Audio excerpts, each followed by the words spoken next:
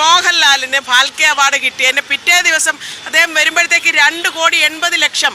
എത്ര വേഗത്തിലാണ് കാര്യങ്ങൾ പോയത്. അദ്ദേഹത്തിൻ്റെ ശേഷി വെച്ച് നമ്മൾ അദ്ദേഹത്തെ അംഗീകരിക്കുന്നു, ഒരു നടൻ എന്നുള്ള നിലയിൽ, ഒരു കലാകാരൻ എന്നുള്ള നിലയിൽ. പക്ഷെ അദ്ദേഹം ജോലി ചെയ്യുന്നത് അദ്ദേഹത്തിന് വേണ്ടിയിട്ടാണ്, ഈ സമൂഹത്തിന് വേണ്ടിയിട്ടൊന്നുമല്ല അദ്ദേഹം ജോലി ചെയ്യുന്നത്. മറിച്ച് കോവിഡിൻ്റെ സമയത്ത് സ്വന്തം ജീവൻ നോക്കാതെ ഈ സമൂഹത്തിലെ, ഈ കേരളത്തിലെ മനുഷ്യർക്ക് വേണ്ടിയിട്ട് സ്വന്തം കുടുംബാംഗങ്ങളെ ഉപേക്ഷിച്ച് സ്വന്തം ജീവൻ ത്യജിക്കാൻ തയ്യാറായി ജോലി ചെയ്ത ആശാവർക്കർമാർക്ക് ഒരു വേതന വർധനവ് ചോദിക്കുമ്പോൾ സർക്കാരിൻ്റെ കൈ കാശില്ല.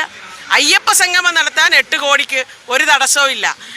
സർക്കാരിൻ്റെ 4ാം വാർഷികം ഇല്ലാത്ത കഥകളെല്ലാം പ്രചരിപ്പിക്കുന്നതിന് വേണ്ടിയിട്ട് 100 കോടിക്ക് തടസ്സമില്ല. മുഖ്യമന്ത്രിയുടെ PR വർക്ക് ചെയ്യുന്നത് 12 പേരാണ്. അവരുടെ ശമ്പളം 45,000-ൽ നിന്ന് 85,000 വർദ്ധിപ്പിക്കുന്നതിന് തടസ്സമില്ല. PSC മെമ്പർമാരുടെ ശമ്പളം വർദ്ധിപ്പിക്കുന്നതിന് തടസ്സമില്ല. ഇതിനൊന്നും ഒരു തടസ്സമില്ല. അപ്പം പൈസ ഇല്ലാത്തതല്ല, തൊഴിലാളി വിഭാഗത്തോട് ഇതാണ് നിലപാട്. ഇത്രയൊക്കെ മതി, നിങ്ങൾക്കിതിനെ യോഗ്യതയുള്ളൂ എന്ന് ഒരു ഇടതുപക്ഷ സർക്കാരും എന്നെ മുഖ്യമന്ത്രി സ്ഥാപിച്ചെടുത്തിരിക്കും.